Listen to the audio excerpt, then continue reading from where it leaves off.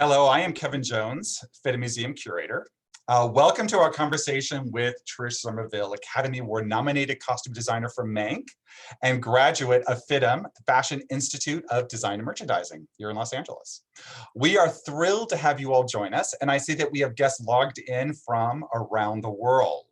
At the end of the evening, we will select a few questions from the audience. So be sure to drop your questions for Trish into the Q&A box at the bottom of your screen, not into the chat. Now it is my pleasure to introduce our esteemed guest. Costume designer Trish Summerville is best known for her work on films such as The Girl with the Dragon Tattoo, The Hunger Games, Catching Fire, Gone Girl, and Red Sparrow. She is a frequent collaborator with directors David Fincher and Francis Lawrence. In television, Somerville designed the pilot for HBO's hit series Westworld, for which she was nominated for an Emmy. In addition, she has designed the first season for C on Apple TV+. In music, Trish Somerville is the designer responsible for costumes of iconic music videos such as Artists with Christina Aguilera, Justin Timberlake, the Black Eyed Peas, and Pink. Somerville won Costume Designer of the Year at the 2013 Style Awards. She has also won 2 Costume Designer Guild Awards with an additional 4 nominations. Somerville designed capsule collections inspired by the films Girl with the Dragon Tattoo and Hunger Games, Catching Fire for H&M and Net-a-Porter, both of which were huge commercial successes. Her work has been featured many times at the FIDM Museum in our annual Art of Motion Picture Costume Design and Art of Television Costume Design exhibitions. She is currently in production with the Netflix film Slumberland, starring Jason Momoa. And the reason we're here today, Trish Somerville's most recent work can be seen in David Fincher's film Mank on Netflix. Trish has been nominated for a Costume Designer Guild Award, Critics' Choice Award, the British Academy Film Award, known as the BAFTAs, and has received her first Academy Award nomination for her work on this film. Ladies and gentlemen, please join me in welcoming Trish Somerville. Hi, everyone. Hi, Trish. How are you? I'm really well. Nice to see you. Thank you. Where are you coming from tonight? Today, I'm actually in Los Angeles. I just got back home from Toronto. Aha. So you've been traveling around the world. Well, we're so happy to have you here tonight and to talk about Mank. And let me give a little bit of a background. It is a biopic film on Herman Mankiewicz, who was actually a screenwriter in the golden age of Hollywood, and he was known as Mank, and he wrote that famous classic film Citizen Kane, which features the characters in your film such as screen siren Marion Davies and the legendary newspaper businessman William Randolph Hearst. So we want to hear all about that film, but also we'd like to know a little bit about you and your background. Your career has had such an interesting trajectory. Can you take us on a journey from the music videos to working to an Oscar-nominated film? Yeah, I mean, you know, as everybody knows, I went to FIDM, and when I was in FIDM studying, I thought I would do fashion design, but particularly women's ready-to-wear. And through that, kind of started working in various levels of assisting on commercials and music videos, which then pushed me into doing more music videos. And then I assisted in film, and then kind of went back to doing music tours for a bit, and then started doing styling on my own, commercials on my own as a designer, and then doing film as a costume designer on my own. And that just kind of led me in a lot of different avenues to where I am today. Do you have a particular favorite? I mean, do you like music videos, films, or are they kind of equal for you? I think it just depends on exactly what it's going to be. I mean, I like film a lot because you get the entire script to start with, and there's a lot of character development there, which I really enjoy. And I like the collaborative aspect of working with the production designer, the director, the DP, hair and makeup. I like that whole thing of creating characters and helping create this world. Music videos, I actually really do also enjoy, because It's kind of a very quick, satisfying piece of art that you get to be a part of. And a lot of times it can be much more outlandish. I wouldn't say more creative, because I've been really lucky to work on a lot of really creative projects. So for me, a lot of it just depends on timing. And, I think it's probably like if I've been on a movie for a really long period of time, then doing a short commercial or a short video would seem appealing. But I do love the time spent in developing characters and helping create a world and helping tell a story. And I've not done a lot of television. I've done pilots, but with C, I did 4 episodes solidly creating that world, and then came back and did episodes 7 and 8. So I did spend a lot of time with that, with Frances, and I really enjoyed that a lot, because as you can see in some of these costumes, they're not everyday pieces. And, we had such a great time with C, because I went to, with my team, we'd go to scrap yards, and we'd go to the Sea Legacy yards where they pull stuff out of the ocean, and we repurposed so many things. And we pretty much built almost everything. We had some shoes that we did purchase, but as far as the costumes, we built everything. So that was really fulfilling and satisfying. And I had an amazing team of people that were up for anything. Like in this image, the Queen, Sylvia Hoeks, her crown is made out of metal chopsticks and parts of a bicycle, and so it's like, it was really great and really creative to be able to just come up. We could really do anything we wanted. It's like conceptual art, seriously. It's great. Thank you. Yeah, it was a lot of fun. It was really a lot of fun. Well, it's great having these images right here, because, you have such a strong background in fantasy and sci-fi productions, including these dystopian worlds like of Westworld and the Hunger Games, Catching Fire, and C. Do you have a different process for approaching a film like Mank? I think each project is different. I mean, for me, it's like I'm really drawn to what the script is. And then you hope that you're lucky enough that you get to work with a great director, you get a great cast, and then you really hope that there's something creative costume-wise for you to do. But I have to say, I'm really drawn first to story. And with that, it is, within the story, I do try and figure out what are the things that propel the characters, what are the things that, will speak loudly to me. And then I just start doing a lot of research.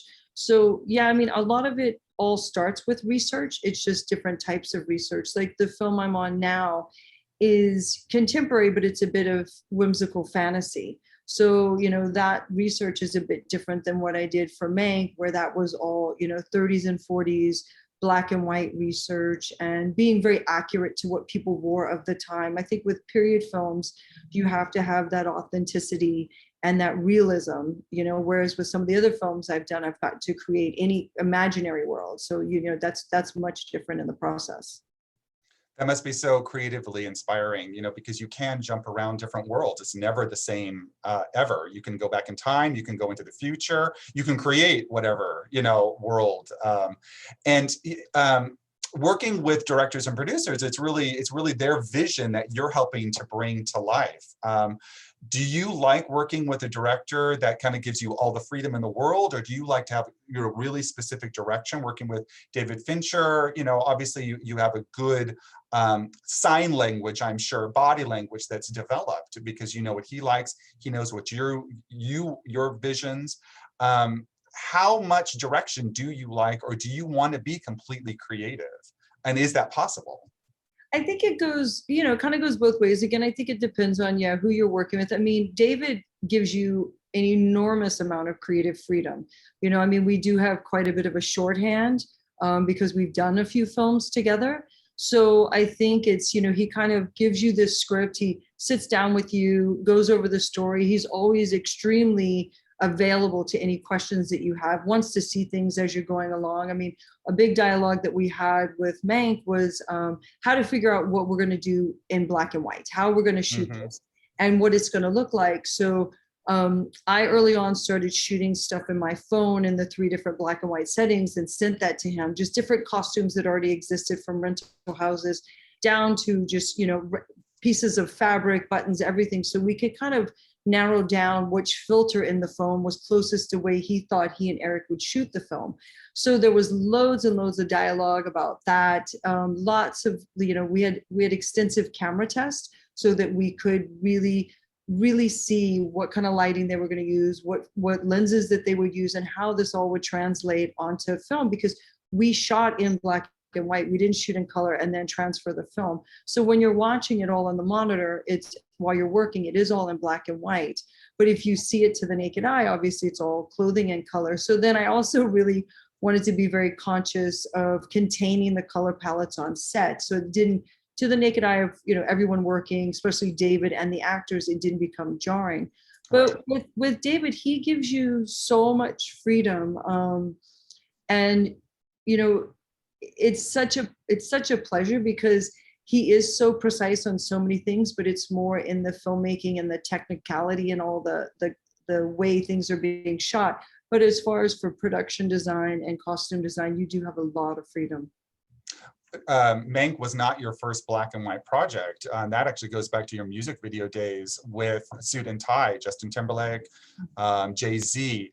Was the process then similar with the phone, or did you develop that for Mank? Because it's brilliant. It's a brilliant idea, something so easy to be able to immediately access what those costumes are going to look like. No, I'd have to say, because of timing and what's available on your phone and how that constantly keeps changing, I only had used it on Mank. That was what was such a great tool for us, because, for Mank, we built probably 90% of all the principals' costumes, and we also had to build filler for the background costumes because we just couldn't find enough stuff. We couldn't find enough pieces of clothing because we had such big background scenes. So even just every fabric, that we would photograph, every fabric, all the shirtings, men's ties. And, at times it is kind of interesting of how things pop up and come up differently. Like prints were really, really bold and really, really dramatic. Like the image that's up right now, these are illustrations that we did. My illustrator was Gloria Kim, who's extremely talented. Beautiful. Yeah, just beautiful work. And we wanted it to be this very kind of noir, monochromatic feel to it. So her and I went through a lot of old fashion magazines and catalogs like Sears and Roebuck and JCPenney catalogs to look at the type of illustrations that were done in these magazines, to get the tone right, to get the lightness right of the fabrics. And yeah, she just did a really, really beautiful job. I mean, color usually informs so much about a character's development. Was it a challenge to tell a story without that tool? Well, for me, I think in my mind, it is color. It's just shades and tones. So, with one of the things with, like, say, for instance, like Marion's character, I knew for her character particularly, I wanted to keep her light and I wanted her to be the center of attention always. So she has very delicate fabrics. We use some faux furs on a collar of one of her coats, but keeping her always in these light tones or these metallic tones. And then someone like, Gary Oldman's character, Mank, I wanted him to be very kind of these shades of grays and blues. So we kind of kept him very refined in that way as well, so that there was this contrast whenever she's with him, that she's light and he's dark, so that you kind of see this, because she has this very light, bubbly energy. And he's kind of, this really interesting, intense, witty, smart alcoholic who's, kind of just, living his life on his sleeve. So I wanted that to show in, like, the wear in his clothing, the softness in his clothing of being, just lived in, and just keeping his color palette really contained.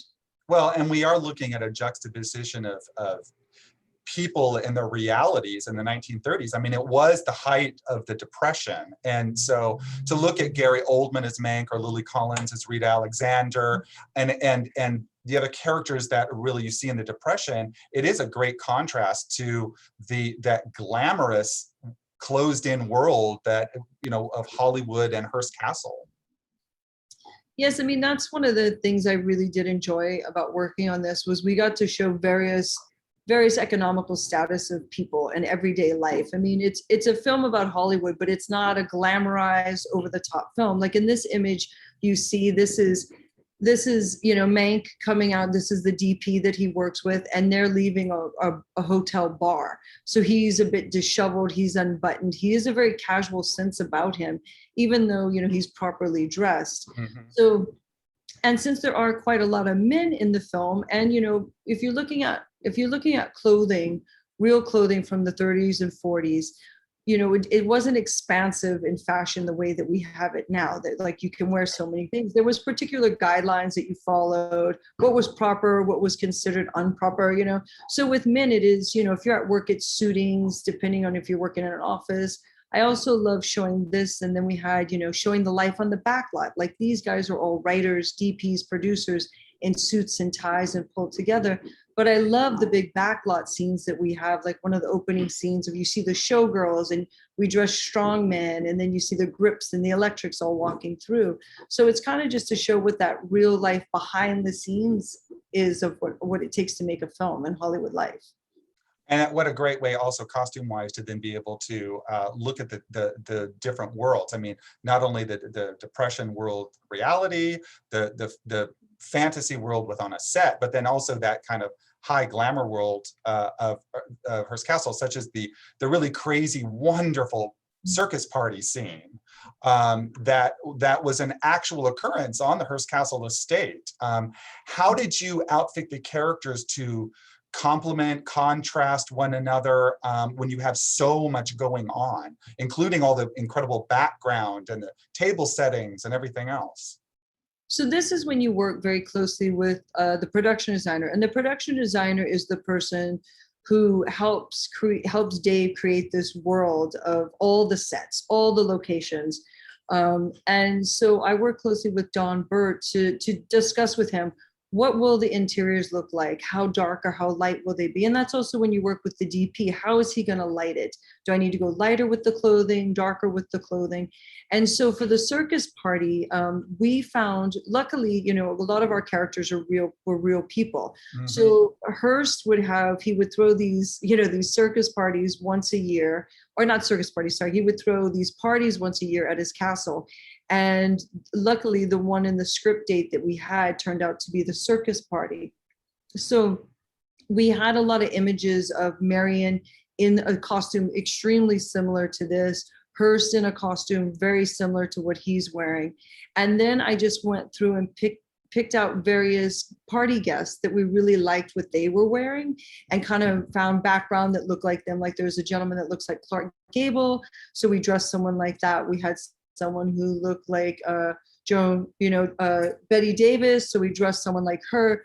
So with these costumes, with the Hearst costume here particularly, it's really similar to his, except in his photos, he had this enormous polka dot tie. And because of the seriousness of this scene, I didn't want it to come across as comical. So I chose to change his tie. But he was in a lame suit, and he was dressed very close to this.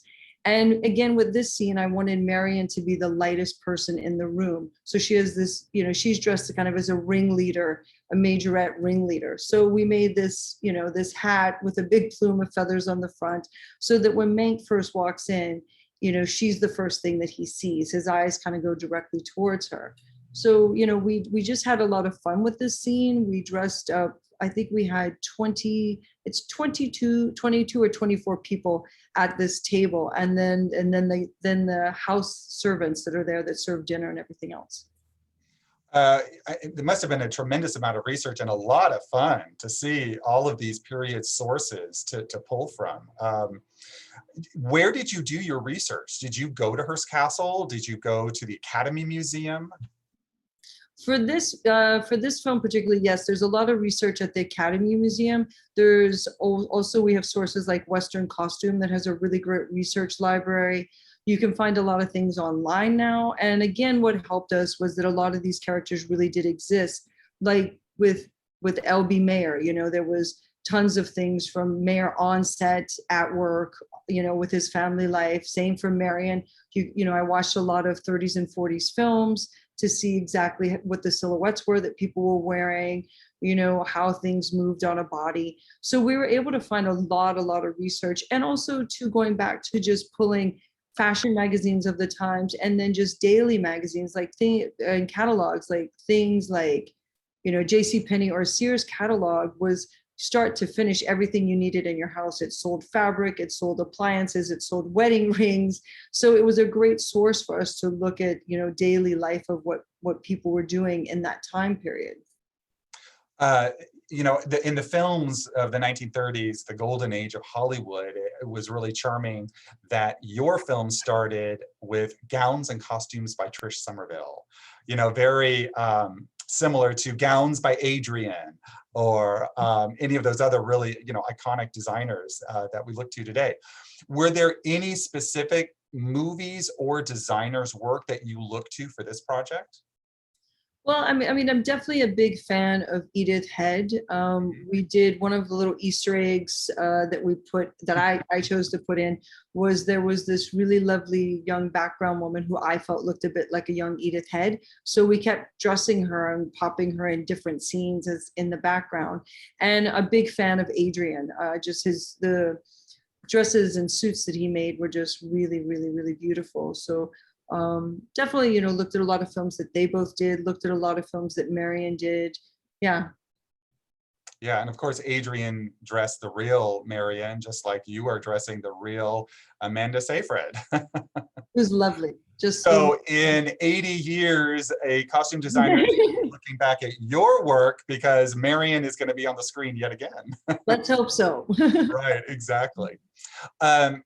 Now, speaking of Marion and Amanda Seyfried, who features, of course, heavily in the film, and you have her kind of in the center and the lightest, kind of a light bulb in this darker black and white world. How did you research the real Marion? And is there anything in particular that you learned about her personality, her likes or dislikes that you wanted to portray in the film? Well, there are books about her. So I was reading some of her, kind of autobiography books that she has. And that was one of the things I found interesting about the circus party was that she loved that party so much that they had at the Hearst Mansion, that she, within a month's time, organized and had another circus party at her house in Santa Monica. So I thought that was really interesting that she, that she really loved having these parties, and she was very, very social. The other thing I found interesting was she had an extensive jewelry collection, but she barely wore jewelry at all. So that was one of the keys that we kept, and we kept her jewelry very minimal. She just mainly wore rings and small necklaces, even though she had quite a bit of jewelry in her collection. Very interesting. Have you gotten to go to Hearst Castle and visit? I haven't. I'm going to say, at once we're all done with all this and we can travel and go visit places, I do want to go and visit.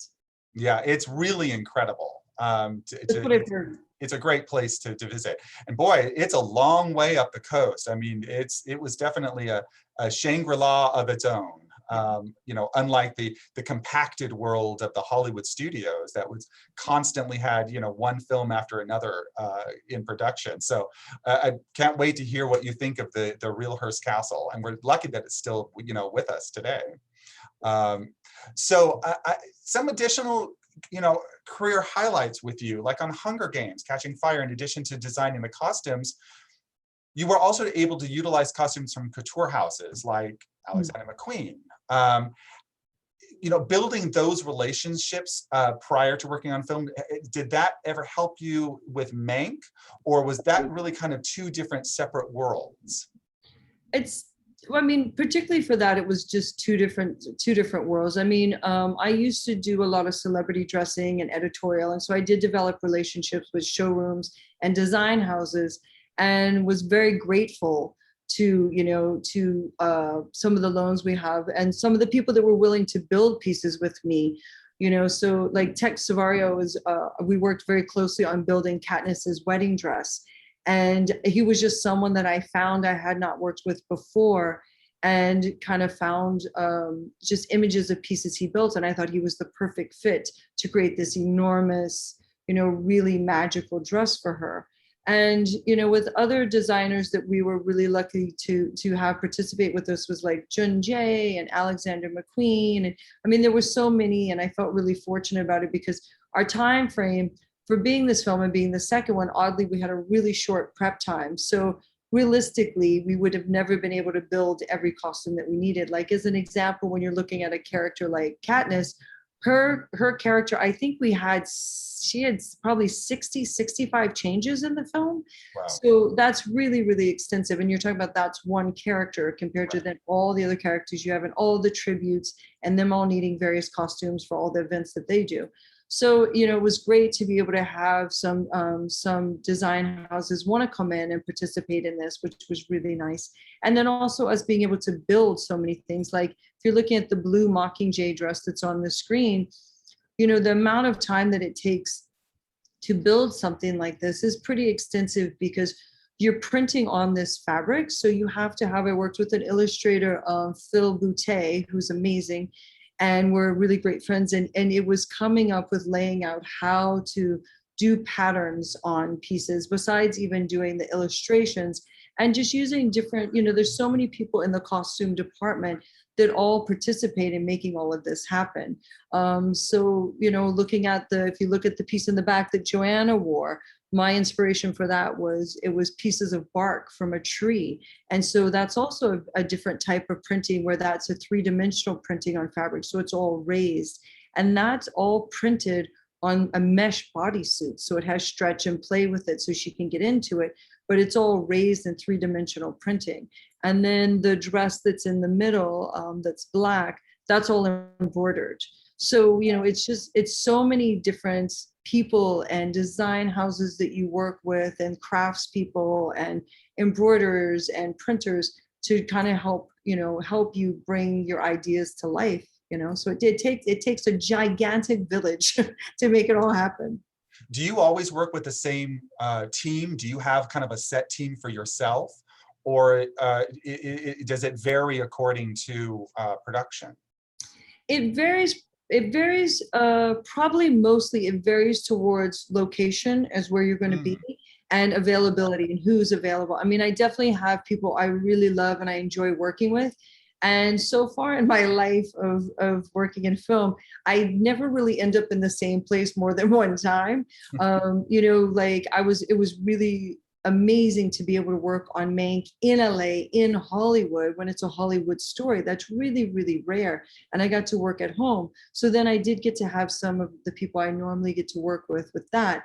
But then you look at for C, I got to take one person with me from my regular crew, and we were in Vancouver, and I had an amazing team of people there. And like that team on a regular basis, on regular days, my team's about 50 people. And then that doesn't even include the people that are back in LA building armor and shipping that out to us. And then as your days of background get bigger, you have more people on set. And then this last film, I heard we're going to Canada for it. So I'm thinking, oh, great, I know people in Vancouver, so I'm going there. No, now we're going to Toronto. Well, I've never worked in Toronto before. So now it's a whole new group of people. So, I joke about, that we're kind of like gypsies and carnies, and we just move from town to town and you make these new families. And, and part of that's really exciting. And what's really great about this job is you're always experiencing new people and new interesting ideas and new challenges as well. I mean, you think like right now with COVID, some of the biggest challenges we had were just getting fabrics to build clothes, getting buttons and zippers to build clothes. So, I do like all that. Part of it is that challenges, but yeah, you like to keep crew that you have. I love working with new people as well. And I like to integrate both in that, but a lot of it depends on where you're going to. So speaking of materials, for Mank, where did you, and since you were here in LA, where did you source the materials to get that 30s aesthetic? Because, 30s gowns are very flowy, and a lot of that suiting material for the men, it's very different from kind of suit material today.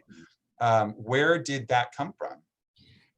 Definitely we sourced, pretty much everywhere. I think that's kind of what's been my general consistency on every show is you throw out your net really wide and pull things in, because it's also, we get stuff a lot from New York. There's amazing sources in LA. Like I'm a big ISW fan, they're a fabric source that's been here for many, many years that I truly For love. those who don't know, it's International Silks and Woolens. Oh, Yeah. sorry, it's International Silks and Woolens, who, everybody in the industry uses them. They're really a great source for us. Also, Western Costume has vintage fabrics, in a storeroom in their fabric store that are great, and trims, so you look out, and it just really depends on how much do you need, how many multiples do you have to make, like if you're looking at the gold lame dress that's in the illustration here, but next to Hearst and Mank, that was a fabric that we found that was kind of an antique. It was an antique gold lame that had a slight crinkle through it, and there was only enough yardage to make one dress really, and we had a bit extra, and we thought we'd be fine with that because of the scenes. And and then as it, I'm thinking like, okay, she goes, I want it to be, catch light nicely, but not shine too much when she's in this interior scene. But then she moves outside, and then she's in the moonlight, and we shot that moonlight scene. It's called Day for Night. What it means is we actually shot it under really, it's shot during the day, but we make it look like it's nighttime, and you actually oddly use very bright lights for the moonlight. So the actors had to wear dark contacts so that they wouldn't squint, and they could have their eyes open and be normal and have normal expression.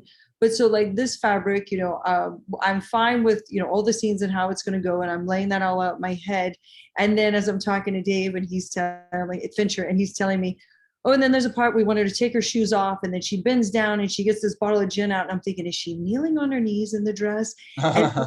Yeah, exactly. Like, oh, and then it's like, oh, and then she walks, and then she hops up on this fountain, and I'm thinking, oh my God, she's gonna hop up on a fountain. So then we had a little train on the back of the dress, so it was putting a loop in it so she could put it around her wrist to help her maneuver, because she has to look like a starlet, she has to be stunning. But when you're making a film, she has to be able, the actor has to be able to move and have function in the garment as well.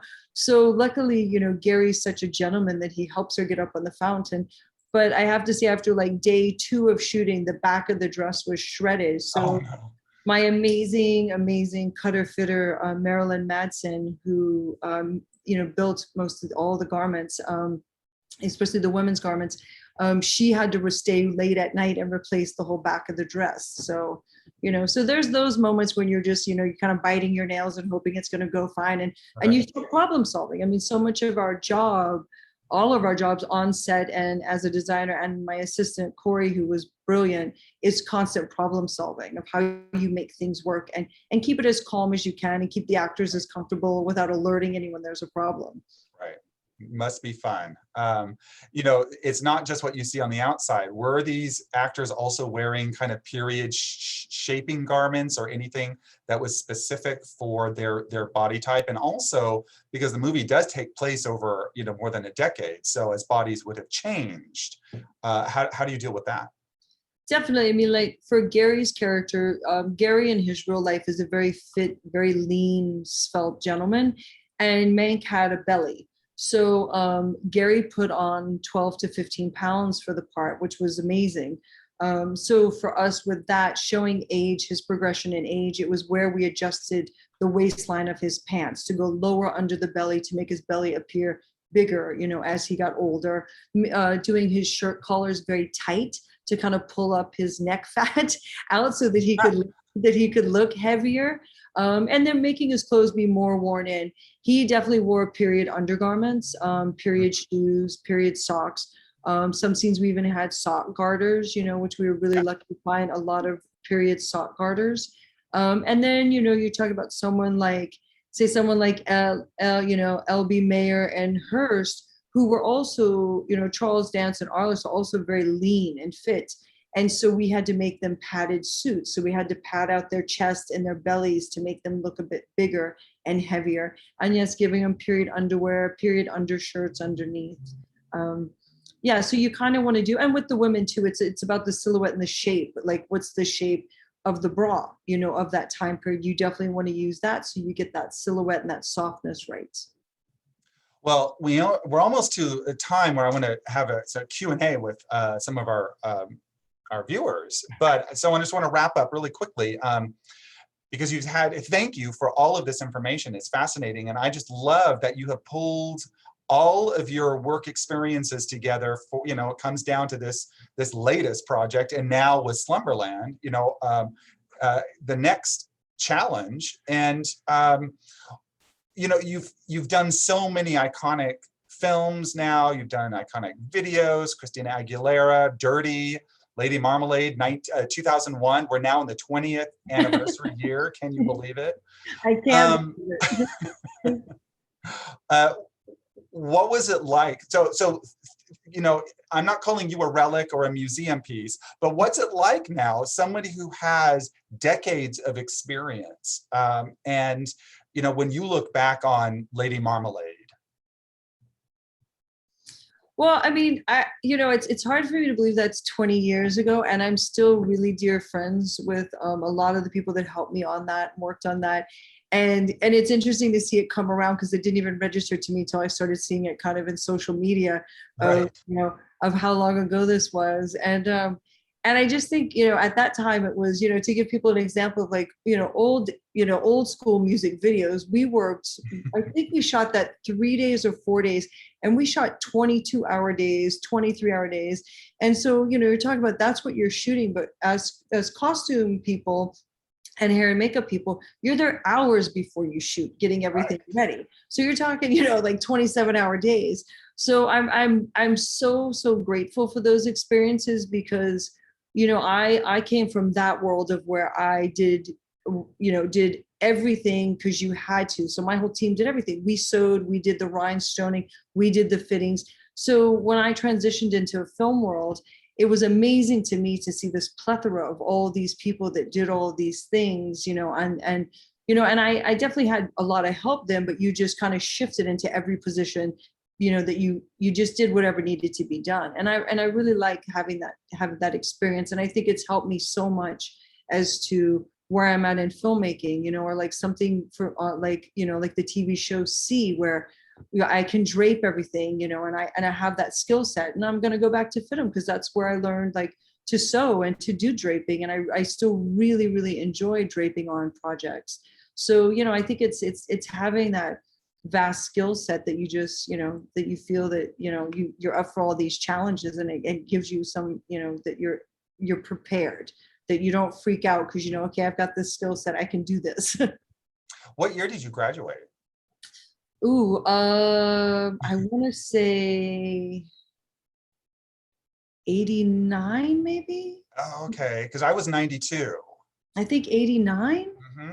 I want to say somewhere there. Yeah. Okay. Yeah. Yeah, I mean, FIDM, I love FIDM, of course. I mean, I had just the best schooling here as well. And, in the museum, I mean, I'm not doing what you're doing, but it helps me to look at a historic garment or a costume that comes in, such as your costumes that come in that we have to mount for exhibitions, to totally understand what's going on three-dimensionally. I mean, with the pattern and draping skills that we learned here. Likewise, it's amazing what you can take through education, and somehow it's always going to be applied into your real world. So do you have any advice for our current students or students that are thinking of going into an industry that requires everything that you've talked about tonight?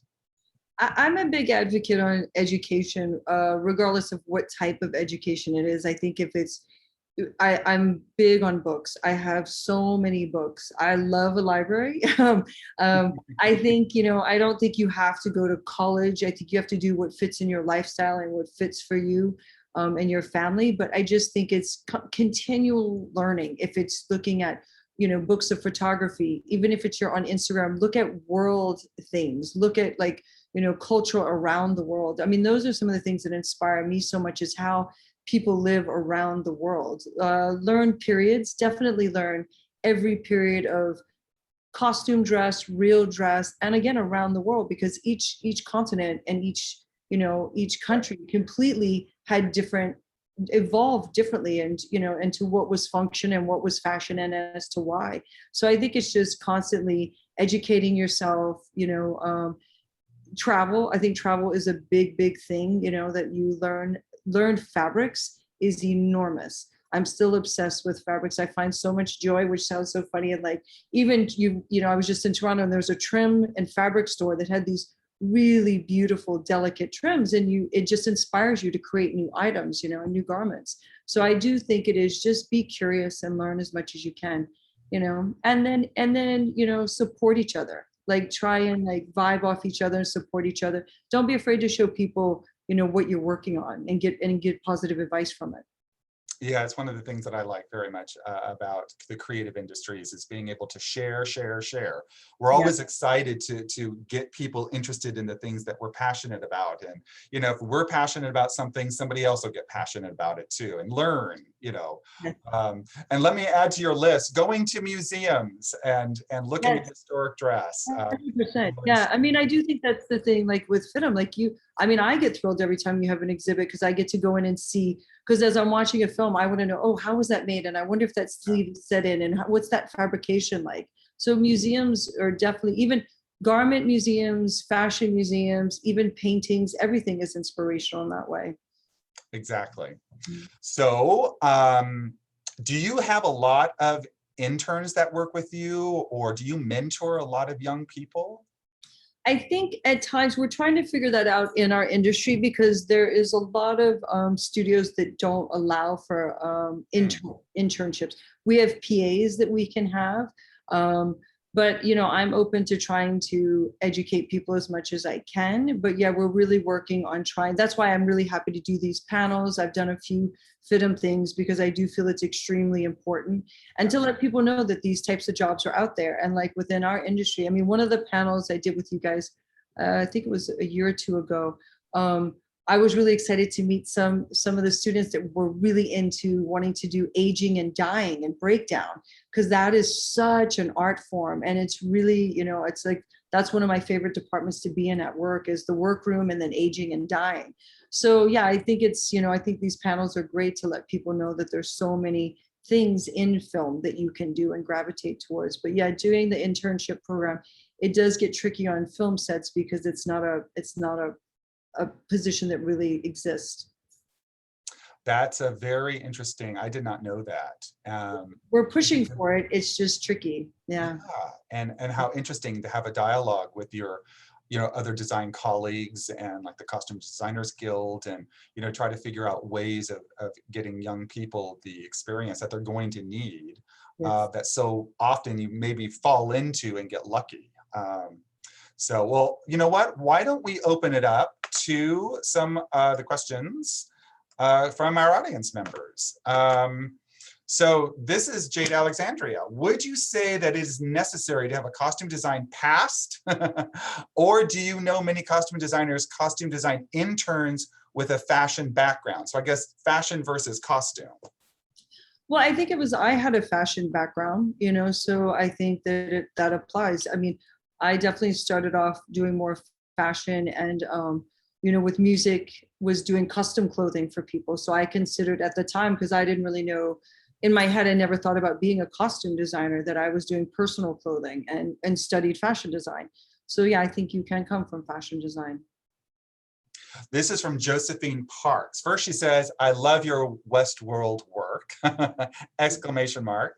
What is the most important or least important aspect that can be overlooked to stay on budget? What an interesting question. I'm sorry, repeat it. What's the most? Sure. What's the most important or least important aspect of work that can be overlooked to stay on budget? Well, I think, again, it goes back to having a strong team. I mean, I think that we definitely always want to stay on budget. That's very, very important. It's very important to me. You never, with film or series, you never want to come too far under budget, and you never want to go really far over budget. You want to just kind of stay right where you need to be. I think it's being very, aware. For me, it's being aware as a designer, and I have constant dialogue with my supervisor and my team as to where we're at budget wise. And you do cost reports, constantly, but it's also not going excessive, knowing what it is that you definitely need, and keeping track of that and staying in it, especially when you're building clothes, because, you have to take into account, like, you need the fabrics, you need the trim, you need the buttons, you need the zippers. How many hours is it taking to make things? Are you farming things out? So I think it's the thing of just having a really good dialogue with your supervisor that you work with closely, and having, not stifling your creativity, but being realistic on the amount of doubles that you think you'll need. What's the yardage of fabric you think you need? You just have to be conscious.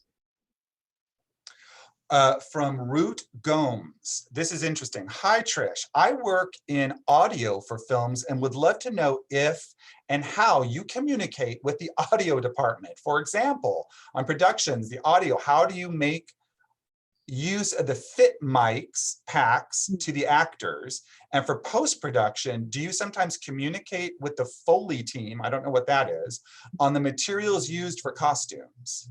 So I'll explain it. So a Foley artist is somebody who makes sounds once a film is done and they land sound. So say like you had a horse carriage go by and you didn't capture the sound perfectly. It's up to Foley artists to figure out how to mimic that sound accurately, record it, and then it lays into a film. And it's the same thing could be for popping a wine bottle or champagne bottle. So that's what a Foley artist does. So I don't work with Foley artists ever. That's so kind of post of where I am.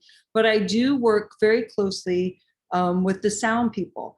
And so kind of the closest departments I work with, it starts off with production designer, and first director, production designer, and DP, and then hair and makeup and props. And then from there, once we're shooting, I work with the sound people because they have to mic the actors.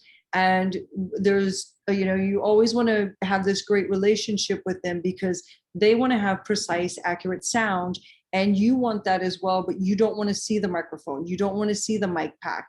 So I think it's having this really good relationship of explaining, like, on the show I just did, I would go to the sound gentleman, Glenn, and show him, here's what the actor's wearing today. I would show him a fitting photo. Here's what the actor's wearing. I suggest we do an ankle strap. We put the mic pack there.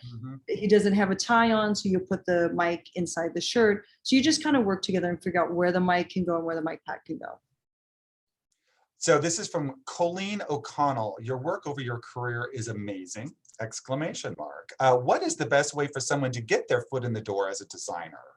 You began as a stylist. Do you recommend this as a starting point to becoming a designer? I think a good way is, for me, it was doing music videos and commercials. So I think those, for me, that's the avenue that worked. I think it is something good, starting off with something that's on a smaller scale. I'm talking about body-wise. I think it's hard to start straight away dressing. You're looking at something like Catching Fire where we had, 6,500 people to dress at some point. So, I think it's starting off because you're thinking of, there's 500 people per background scene and changes. Amazing. So you want to start off probably doing like music videos, or, if you have friends now, there's so many great camera, programs that you can even make your own movies, or just if you want to design things and put things together and shoot it yourself. But I would suggest probably trying to get in and doing like music videos, small indie films, and commercials. You can also work at rental houses. You can apply to work at rental houses, and it helps you learn periods and years, and and then knowing your way around a rental house. Is that also a good way for getting into the union? Because I know that's often a really important aspect of being able to work. Definitely. I don't know exactly what the criteria is and how long you have to commit to being at rental houses, but yes, but probably 90% of the rental houses in Los Angeles are all union. Okay. Yeah. This is from Amanda Schwartzbaum for Trish. Is there a particular method in which professionals such as yourself like to be contacted by those trying to get their foot in the door? Wink, wink. Are there any suggestions in that arena that you can provide us graduates? You are fabulous, and thank you for your time. Thank you. Yeah, I've been contacted various ways, like, through my agent, I've been contacted that way. I think through the Costume Design Guild, I've had people submit things through that have gotten to me. I think other ways that you can go about it. Right now, it's a bit tricky because of the time that we're in with COVID. But prior to that, I think that, that like you can visit rental houses and put together your CV or your resume and explain what you do and that you're willing to PA and you want to get your foot in the door. You know, I mean, I think that's also really a good way. It's an old-fashioned way, but I think it's a good way to see someone's face and get their energy and figure out what, you know, what they want to do. Take every opportunity, no matter what it is. You never know where it's going to lead, right? Yes. Right. So this is from Jordy Palmos. Do you collect period garments as part of your research? And do you take them apart? Which just, now that tears my heart apart. Okay, so you don't listen, Kevin. So, No. yes, I mean, I don't collect period garments because, you know, you can start collecting and then it becomes, yeah. Believe me, I know. It can get out of control, yeah. So I have to say, depending on the projects that I'm working on, or if I do find something that I think is really special, I'll hold it in hopes that I can use it somewhere later. But yes, with certain garments, we will, like, you know, take it apart to a degree where we can put it back together so we can see what the construction is like, Right. you know, maybe the boning and the seaming inside. Like for Mank, there was all these dresses and coats I kept finding of old pieces that had really interesting sleeves and really interesting seaming in the sleeves. And I really wanted to use that on Marion's coat. And so I would bring pieces to Marilyn, who was my cutter fitter. And then also I ordered in all these reproductions of old pattern books so we can see how the sleeves were constructed. And she didn't take the garments apart, but we would turn everything inside out and kind of like see where all the seaming was. And, you know, so yeah, I think that's very beneficial and very helpful. You don't necessarily need to take the garment apart, but it is good to figure out the construction by actually seeing it. Just to expand on that a little bit, do you ever find period trimmings or antique fabrics or something, or whether you just think, you know, this is so beautiful, it's so rare to find, let's say, you know, 5 yards of the matte gold lame, or you know, that personally that you're like, you know what, I'm gonna acquire this because I know maybe down the road this might come in handy. Do you ever do that yourself? I do. I mean, I had, as an example for Westworld, for Dolores Dress, I had bought these buttons at the Rose Bowl, probably, I'm going to say easy 20 years ago. And it was amongst other things I bought, but there were these beautiful, very delicate blue and white enamel buttons. And I held onto them forever. And that's what I ended up using on Dolores's blue dress from Westworld. And it was something like that. So what we'll do is then you need multiples, right? So then we're making multiples of dress. So if I don't have enough, then what you do is you take it to someone to cast them and reproduce them and then make the multiples that you need. But yeah, I've definitely done that with trims. I've done it with fabrics. I just bought some fabric from Western Costume that I don't know what I can use it for, but it's this amazing, you know, old red, white, and blue wool that's a stripe, and it's just great. So I was like, I have to get that. You know, I'm going to use it for something. That's when you're working on like the French Revolution or something. No, it's more like a really fun fabric. I actually thought I would use it in Slumberland, and then it just didn't work out because we have a lot of water that happens. And so wool and water don't go well together. Right. So this is from Jimena Echeves. I hope I said that correctly. What is the most difficult design you've ever created? Most difficult.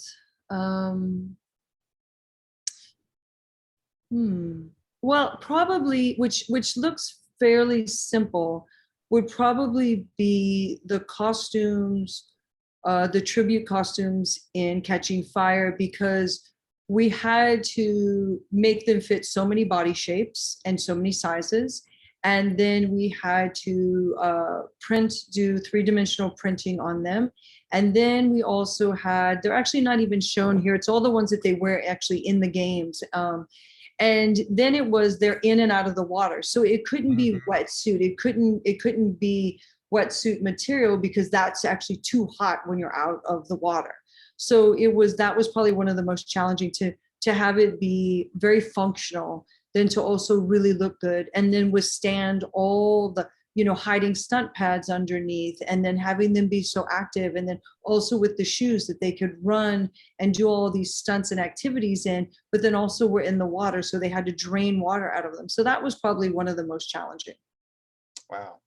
Yeah, to think of those real life aspects once the camera stops rolling, that the actors, you know, still have to kind of walk around or use the little boy or little girls or whatever, Yes. you know, room. So this is from Annalisa Ferrara. What a great name. For Trish, in Mank, how was your first presentation of the project to show your view to the director? Did you use a mood board? Did you sketch some ideas? So initially, the first round of what I'll kind of show to a director, especially Fincher, so I do boards per character. So you get the script, and I get the script initially. And generally the first person I hire in my department is a union regulation, is you have to hire a key or a supervisor. And that's the person that breaks the script down, does all the budgets. Their job is vast. They are a very necessary job in our industry. It's a very creative job, and it's a very intelligent job. So we rely heavily on the supervisors, and they help you build your team. So I get a breakdown first, and I start breaking the script down, and I break it down per character. And then I look at what scenes are in there that are particular, like say for the mayor birthday party, I know that's going to be evening dress wear. And then I look at like the circus party, and I have to figure out what that's going to be. So I do boards per character, and then I do boards for the big scenes. And then with this film in particular, because we had so many men in the writers' rooms and on the studio lot together, my assistant Corey Dice and I made these boards, and we did, you know, all the men that would be in a room together at the same time, and then all their fabric swatches of their suits, their shirting, and then the ties, because we wanted the suiting to look different. And when you're shooting in black and white, men's suiting can just look very much the same. So we made boards for that. So what I showed to David first is he's very interested in fabrics as well. So I'll put together boards per character and then boards per scenes. And then he comes in and we kind of go over each thing and discuss it. And then I'll go to illustrations and talk about what I see and why and where. And then we talk color, lack of color, light to dark, particularly for Mank. Are you as organized in your personal life? I am not. I mean, that's an extraordinary amount of work. Now, was that before you got the job, or was all of that work after you were hired? That's after I'm hired. I mean, it goes a couple different ways. Like, I'm very, very lucky and very grateful that I have a relationship where Dave called me and said, we're doing Mank. You know, I'm doing a film. Do you want to do it? And it's always yes. I don't even ask what it is. I just say, yes, thank you for asking. Right. I'm really happy to be aboard. So, you know, but if it was something, say like for Catching Fire, though I had worked with Francis Lawrence in the past, it was for music videos and I hadn't seen him in many years. And the producers called me about Catching Fire to work with him. So I started reading the books because the movie wasn't out yet. The first film wasn't out yet. So I started reading the books. And in my mind, it was a totally different concept than what the movie was. And so I started doing boards, and I met with Francis and was showing him kind of these tears I'd put together. And he kind of laughed and said, oh, no, this is too dark. You're going in a really dark direction. It's not this. And I'm like, but wait, kids are killing kids. And he's like, yeah, but the first film will be out in about a week. See the first film and then rethink this. And I was like, oh, okay. And he was right. I was like, oh, this is not what I had imagined in my head at all. So, you know, with something like that, I had an initial meeting with him and then put boards together and then went back and met with him and then met with the producers to show him what I was thinking and where I was going. Nice. Okay, I can't believe the hour is almost up. It goes by in a flash. So I have one last question. This is from Low B. And I think it's so pertinent for right now. What are some of the challenges you have had to institute because of COVID in terms of your process? And how do you foresee the costuming world shifting because of the pandemic going forward? Great way to wrap this up, the future. Yeah, I mean, it definitely is very, very challenging. As I mentioned, I mean, one of the ways we looked at was we started, because I started, so you have depending on a film, you have a bit of prep time, you know, so I try and ask for about 12 weeks if it's just a contemporary film. If it's a fantasy, you know, if it's something very large, I ask for much more. So we lucked out and started doing fittings quite early. Even though we were in COVID, I was still in LA and everything wasn't shut down. And we started ordering in fabrics. And then when I got to Toronto, it became more challenging because the city was much more shut down. They don't have as much fabric sourcing as we have here. And then you're talking about getting things shipped in internationally. So one of the big challenges we did have was definitely sourcing fabrics and the delay at which time things are shipped. Even looking for shoes, a simple thing, of socks, it's like we would order something and you may not get it for 4 weeks, 6 weeks, which in film, that's really difficult for us. We need to have it, make sure it fits, and have multiples of things. So definitely that all became very challenging. I started realizing this, I just started ordering fabrics in excess of what I thought I would need to try and plot down later on down the line all the characters we'd have to build things for. And then set is much different now. We're wearing face masks, we're wearing shields. The shields are very difficult to see through. You get a lot of glare, so that makes it hard. So, I mean, I'm hoping we can go back to what was filmmaking with some improvements. I think it's very hard to continue to exist this way that we're making films, Right. because the hardest part is with filmmaking, you're part of a community, you're part of a group of people that have the same common goal for this artistic outcome. And with COVID, you're not allowed to move about freely. And I can't go to see the production designer and look at all the sets with him as they're being built. And I can't go into the hair and makeup department every day and talk about, I have to send images and notes and we stand 6 feet apart. So I wanted to go back to a way that we can integrate with each other the way it was. Oh, we all hope that, absolutely, and all of our endeavors. And I just want to thank you, Trish, a huge thank you for being with us this evening, and for sharing so much fascinating insight about your work on Mank, but also your career, for being such an inspiration for the next generation of costume designers. We hope to welcome you and your costumes, at the FIDM Museum soon, when we hope to be able to open our galleries again and to share everything with everybody. Thanks everybody for tuning in. I appreciate it, and I appreciate all the questions. Thank you so much. You are an inspiration, and we love you a lot. Thank you so much. Thank you. Thank you. I just want to let everybody know who's still with us that we have several exciting FIDM virtual events coming up, and that you hope that'll join us. Please refer to the screen for information about upcoming programming. RSVP links are being placed in the chat, and we invite all of you to follow us on social media. For Trish Somerville, it is at MZT Somerville, and for the museum at FIDM Museum. Thank you all for joining us. Good night.